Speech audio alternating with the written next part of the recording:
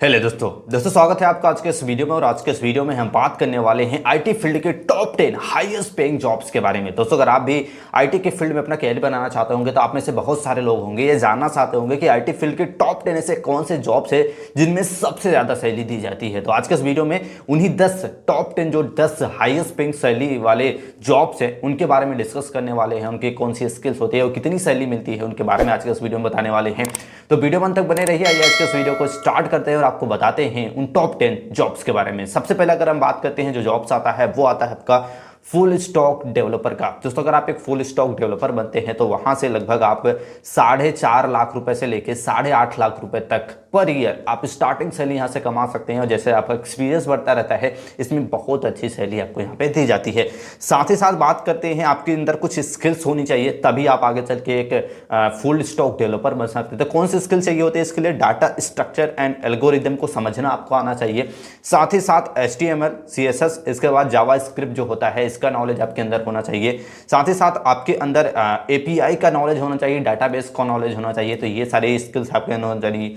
साथ ही साथ networking foundation और प्रॉब्लम सॉल्विंग स्किल्स, ये कुछ स्किल्स है जो इसके लिए डिमांडिंग होती है। और ये स्किल्स अगर आपके अंदर है आप आगे चल के आईटी के फील्ड में एक बेहतरीन करियर अपना बना सकते हैं। दूसरे कोर्स की बात, जॉब की बात करते हैं तो दूसरा जॉब आता है आपका डाटा साइंटिस्ट का। दोस्तों डाटा साइंटिस्ट बनकर आज के समय में बहुत अच्छी खासी अर्निंग लोग कर रहे हैं। अगर आप एक डाटा साइंटिस्ट बनते हैं तो आप आसानी से 9 से 10 लाख रुपए पर ईयर कमा सकते हैं स्टार्टिंग में। और आगे चल के जैसा आपका एक्सपीरियंस बढ़ता रहेगा इसमें और भी अच्छी आप सैलरी कमा सकते हैं।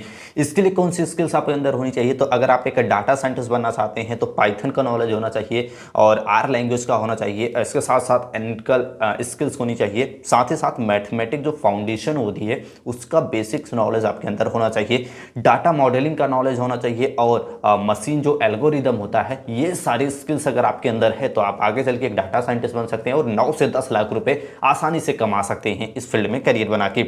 नेक्स्ट जो आपका जॉब है वो है आपका क्लाउड इंजीनियर का। दोस्तों अगर आप एक क्लाउड इंजीनियर बनते हैं तो इसमें भी क्लाउड इंजीनियरिंग से रिलेटेड चीज़ें आपको सीखनी होती है और बहुत अच्छी सैलरी मिलती है। इनकी सैलरी की बात करते हैं तो इनकी जो अप्रॉक्सीमेटली भारत में सैलरी है वो काफ़ी हाई है। लगभग 30 से 40 लाख रुपए पर ईयर तक यहाँ से आप कमा सकते हैं। इससे भी अधिक कमा सकते हैं अगर आप विदेशों में जॉब करते हैं, पर इंडिया में लगभग 30 से 40 लाख रुपए तक कमा सकते हैं एक क्लाउड इंजीनियर बन के। अब कौन सी स्किल्स इसके लिए अब चाहिए होती है? तो आपके अंदर DBMS के नॉलेज होना चाहिए, प्रोग्रामिंग का नॉलेज होना चाहिए और क्लाउड जो प्लेटफॉर्म्स होते हैं उनका नॉलेज होना चाहिए। तो ये कुछ स्किल्स इसके लिए रिक्वायर होती है।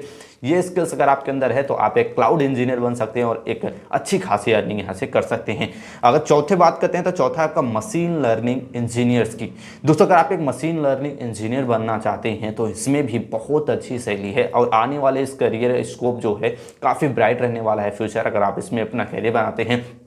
बात करते हैं कौन सी स्किल्स होनी चाहिए, तो आपके अंदर प्रोग्रामिंग और एनालिसिस करने की स्किल्स होनी चाहिए। साथ ही साथ आपको प्रोग्रामिंग लैंग्वेज जो होते हैं, पाइथन हो गए, R हो गए, टच हो गए, ये कुछ बड़े जो आपके होते हैं कोडिंग लैंग्वेज वगैरह होते हैं, ये सारी नॉलेज आपके अंदर होना चाहिए। साथ ही साथ ML और डीप लर्निंग ऑफ एल्गोरिदम का भी नॉलेज होना चाहिए। लेबोरेटरी यूज ऑफ ML इसका भी आपको अच्छा नॉलेज होना चाहिए। कितनी पैकेज वगैरह यहाँ पे दी जाती है?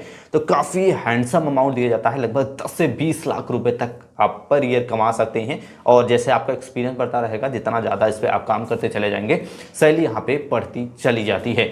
नेक्स्ट बात करते हैं तो नेक्स्ट आता है पांचवा जो आपका है सबसे ज़्यादा सैलरी मिलने वाला, तो वो है आपका प्रोजेक्ट मैनेजर का।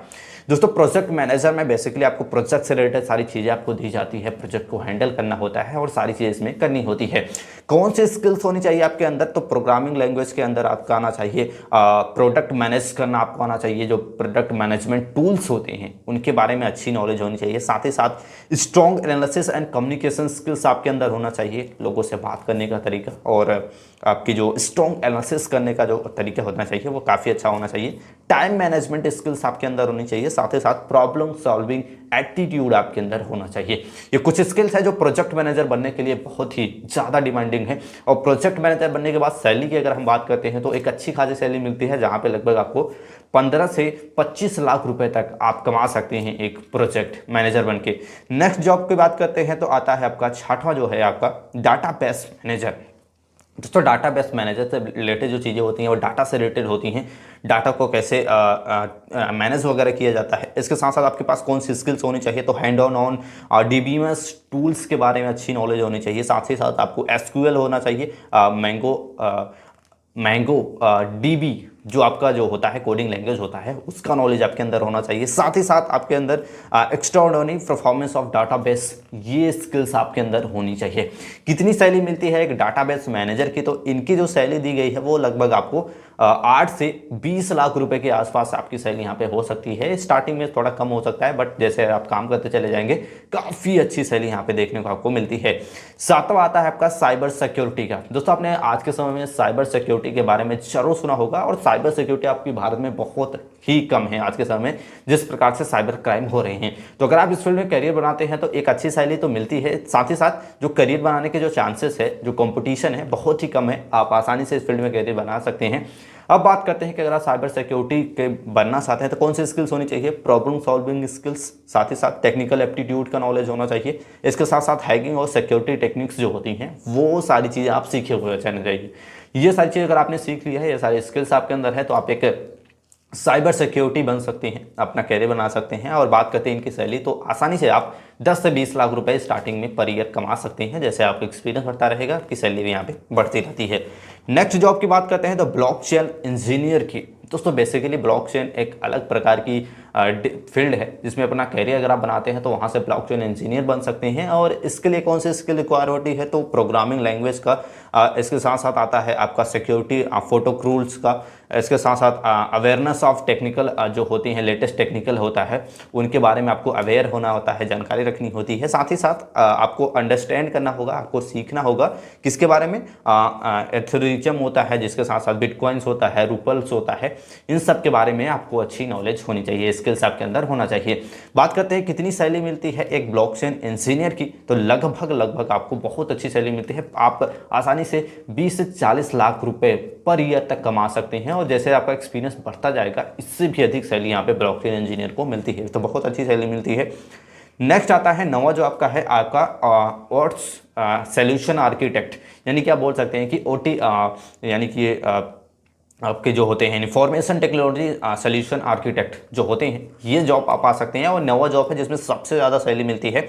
इसके लिए कौन सी स्किल्स आपके लिए रिक्वायर्ड होती है, तो आप एक knowledge of hardware device and design करना आपको आना चाहिए। साथ ही साथ good verbal and communication skills आपके अंदर अच्छी होनी चाहिए। साथ ही साथ आपका नॉलेज ऑफ AWS, जावा और C++ का नॉलेज आपके पास होना चाहिए। अगर आपके पास नॉलेज है तो आप एक IT सॉल्यूशन आर्किटेक्ट बन सकते हैं। और इनकी सैलरी भी बहुत अच्छी होती है, लगभग आप 30 लाख रुपए पर ईयर तक यहाँ से कमा सकते हैं। नेक्स्ट आता है आपका 10वां, जो सबसे ज़्यादा सैलरी मिलती है IT के फील्ड में, वो है आपका बिग डाटा इंजीनियर का। दोस्तों अगर आप एक बिग डाटा इंजीनियर बन जाते हैं तो आपकी जो सैलरी रहती है वो काफ़ी हैंडसम रहती है। इसके लिए काफ़ी ज़्यादा डिमांडिंग जो चीज़ होती है वो होती है एक्सपीरियंस। जितना ज़्यादा एक्सपीरियंस आपके इस फील्ड में रहेगा उतना ज़्यादा यहाँ पे सैलरी आपको मिलती है। स्टार्टिंग में बात करते हैं 10 से 20 लाख रुपये पर ईयर कमा सकते हैं एक बिग डाटा इंजीनियर बन के।